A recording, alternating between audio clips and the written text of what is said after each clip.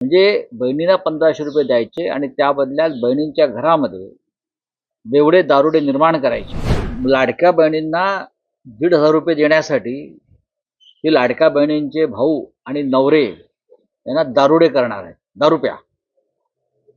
1500 रुपयासाठी संपूर्ण महाराष्ट्रात दारुडा करण्याचं त्यांचं जर योजना असेल तर ती अत्यंत गंभीर आहे। दारूचं दुकानं वाढवणार, त्यानंतर मी ऐकले की ड्राय डे कमी करणार, जे काही दिवस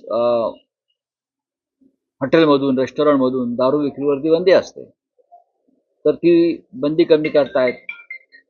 त्यानंतर शॉप्स आणि मॉलमधून सुद्धा दारू विक्री करण्यासंदर्भात काही प्रपोजल आलेला आहे किंवा घरपोच दारू काही राज्यात आहे, त्या संदर्भात एक काही करून लाडक्या बहिणींना 1500 देण्यासाठी घराघरात दारू पोचवा असे एक नवीन विजन यांचं दिसतं आहे।